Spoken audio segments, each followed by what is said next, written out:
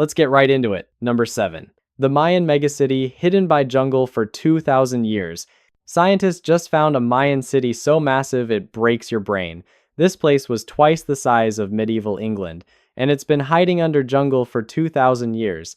They found it by basically giving the jungle a laser haircut. Using something called LiDAR, they shot millions of laser beams from planes. These lasers digitally strip away every tree, every plant, every leaf. What's left is the naked truth of what's underneath. What they found shocked everyone. 60,000 buildings that nobody knew existed. Not 60, not 600, 60,000. These weren't mud huts either. They found pyramids so covered in jungle they look like regular hills. Ancient skyscrapers disguised as mountains. You could hike over them and never know you just climbed a pyramid. Here's what melts your mind.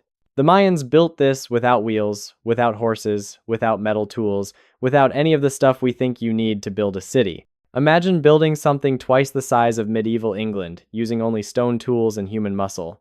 They built highways raised above the swamps, not dirt paths, actual elevated roads connecting the entire megacity. Their water system could handle the worst tropical storms, canals, reservoirs, and dikes all working together like a giant machine.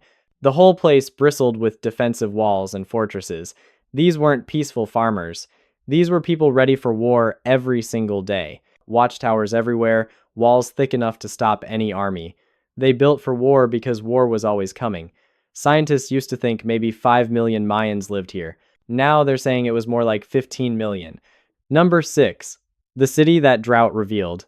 Back in 2022 in Iraq, the worst drought in decades happened. Rivers drying up, crops dying. Then suddenly, an entire ancient city rises from the mud like something out of a horror movie.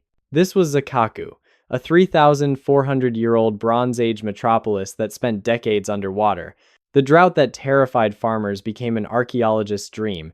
As water levels in the Mosul Reservoir dropped to scary lows, history literally surfaced. The same water that hid it also preserved it perfectly, like nature's own time capsule. Archaeologists found a palace with walls thicker than a car is wide. Whoever ruled here wasn't playing games. These walls could stop an army. But then, they found something that made everyone lose their minds.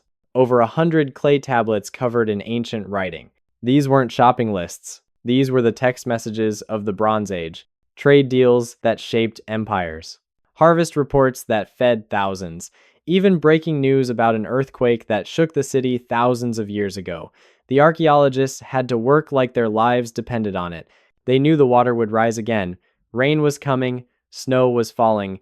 They raced against nature itself and documented everything. This city was the New York of its time. A massive trading hub where merchants from across the ancient world came to make deals. Ships from distant lands docked here. Fortunes were made and lost. Then water swallowed it whole, and everyone forgot it existed. Number 5. The Viking Kingdom under a parking lot. Picture this. You're in Norway, pulling into a parking spot, grabbing your shopping bags. You have no clue you just parked on top of an ancient Viking king's dining room. That's exactly what went down when scientists aimed their ground radar at what looked like just another boring parking lot. They used this thing called ground-penetrating radar. Think of it like an X-ray machine for dirt. They found massive longhouses buried right under the asphalt. And we're not talking about your average Viking shacks.